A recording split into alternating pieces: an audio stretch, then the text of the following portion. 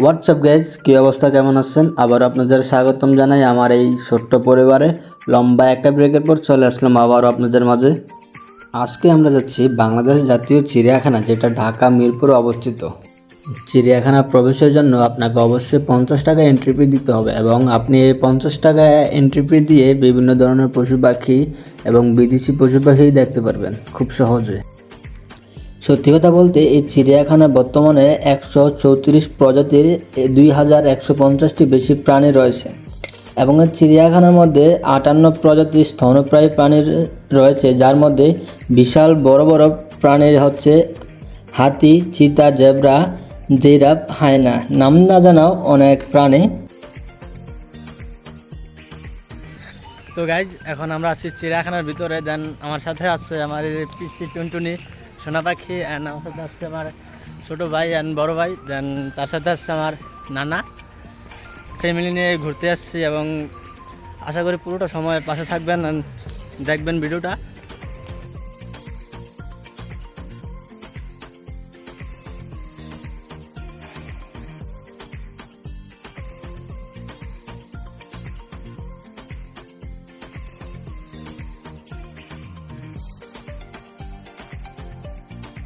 তো গাইজ, আমি এখন যে চিড়িয়াখানাটি ভিতরে আছি সেটি হচ্ছে বাংলাদেশের সবচেয়ে বেস্ট চিড়িয়াখানা, দ্য মিরপুর চিড়িয়াখানা।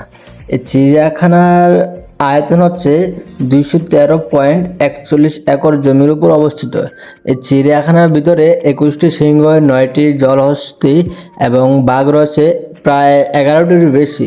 তার সাথে বিশাল দেহের অধিকারী অজগর সাপও রয়েছে এবং এই চিড়িয়াখানার বর্তমান বিভিন্ন শাখায় 213+ কর্মী প্রতিনিয়ত কাজ করে যাচ্ছে।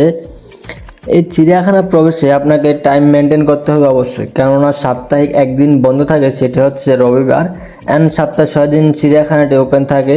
দেন আপনাকে সকাল 8টা থেকে বিকাল 5টা পর্যন্ত এর ভিতরে চিড়িয়াখানার ভিতরে প্রবেশ করতে হবে।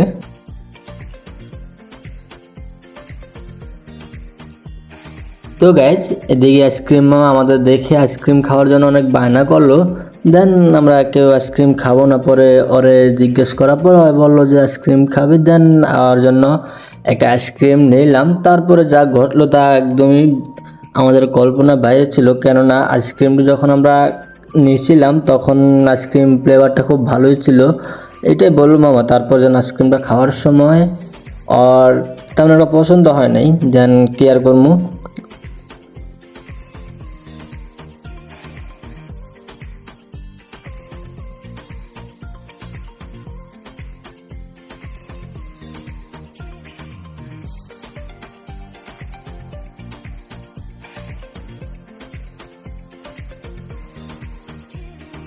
তো গাইজ, আপনি তো বলেছিলাম অবশ্যই যে আইসক্রিমের কথা। সত্যি কথা বলতে আইসক্রিমটা খুব বাজে ছিল, কেননা আমরা কেউ আইসক্রিমটা তেমন খাইতে পারি নাই, কেননা আইসক্রিমটা যে ফ্লেভারের ছিল ওই ফ্লেভারের ছিল না। তো আশা করি আপনাদেরকে নেক্সট টাইম যখন আপনারা চিড়িয়াখানা আসবেন বা চিড়িয়াখানা থেকে কিছু নেবেন, অবশ্যই তার মান যাচাই করে নেবেন।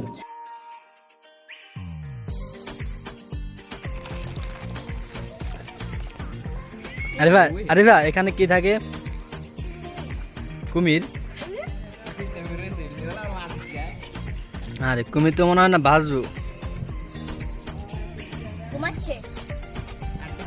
তো গাইজ, এই খাঁচাগুলোর ভিতরেই বা এই স্থানেই বিভিন্ন ধরনের বড় বড় কুমির পাওয়া যায় বা দেখা যায়।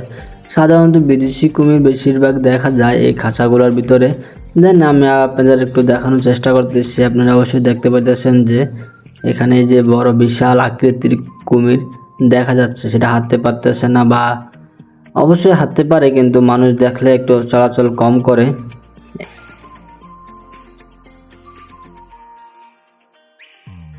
তো গাইজ, পানির বোতলের মুখ খুলতে যেত কষ্ট হয় আগে জানতাম না।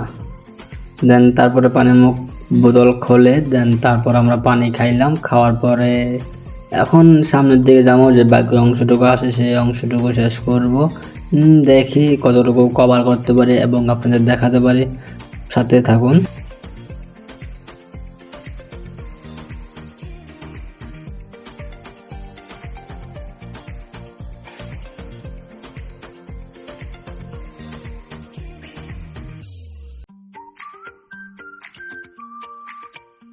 চিড়িয়াখানা যত সুন্দর সুন্দর প্রাণী রয়েছে ঠিক ততটাই সুন্দর এর পরিবেশ, কেননা চিড়িয়াখানার পরিবেশটা একদম অন্যরকম। এর ভিতরে গাছপালা পশু পাখি আমাকে পার্সোনালভাবে মুগ্ধ করেছে, কেননা এই চিড়িয়াখানার ভিতরে রয়েছে নানান প্রজাতির গাছপালা, যা দেখতে অসম্ভব সুন্দর লাগে এবং পরিবেশটাকে অনেক সুন্দরভাবে গড়ে তুলেছে এই গাছপালাগুলা।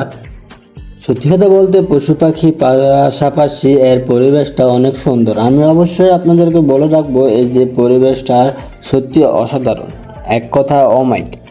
আসলে এই পরিবেশটা বা চিড়িয়াখানার ভিতরে যে পরিবেশটা সেটা কথা না বললে নয়, অত্যন্ত সুন্দর এবং মনোমুগ্ধকর একটা পরিবেশ হচ্ছে চিড়িয়াখানার ভিতরে। গাছপালা সবুজ শ্যামলে ঢেকে রাখছে পুরো চিড়িয়াখানাটাকে। দেন গাইজ, আমরা এখন যাচ্ছি চিড়িয়াখানায় বানর দেখতে। এই চিড়িয়াখানায় রয়েছে বিভিন্ন প্রজাতির বানর, যা আপনাকে আরও আনন্দময় করে তুলবে আপনার এই চিড়িয়াখানা ভ্রমণকে।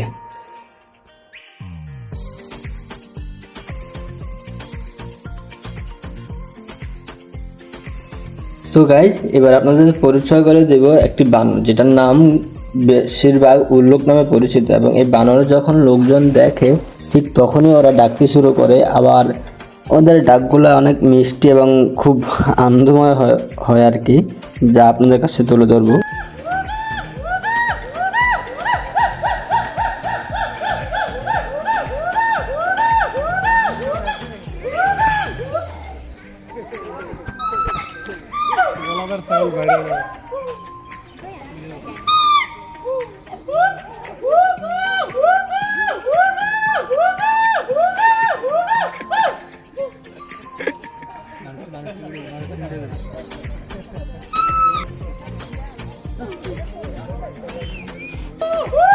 আরে এদিকে যা।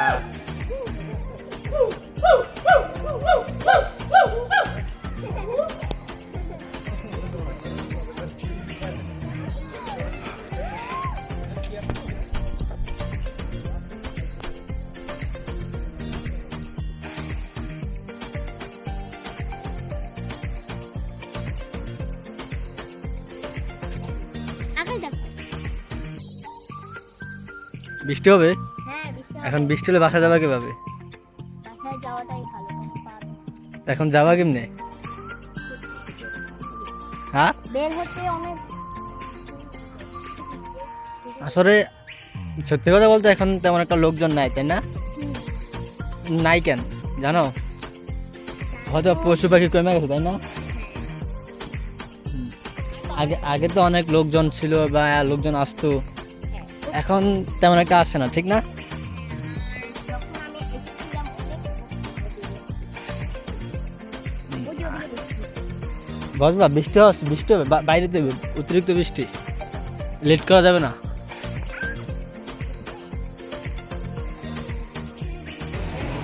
বৃষ্টি পড়া শুরু হয়ে গিয়েছে।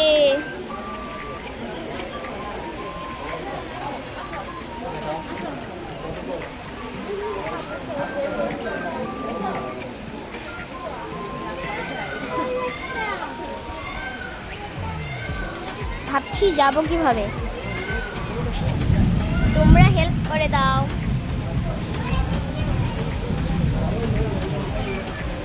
আচ্ছা, এটা বলতে ভুলে গিয়েছি যে আমি ক্লাস 3-তে পড়ি।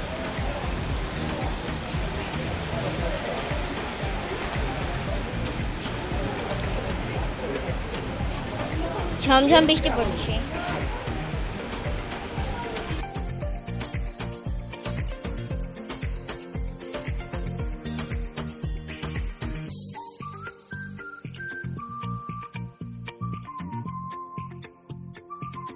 আমরা এখন বাসায় যাচ্ছি, বাসায় গিয়ে দেখা করতে পারি আবার।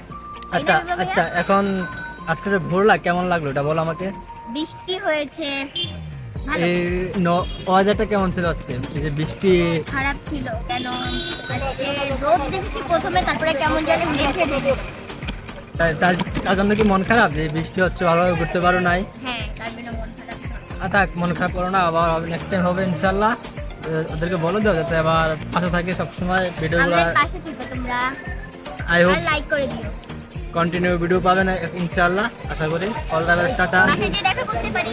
ঠিক আছে, টাটা, আল্লাহ হাফেজ।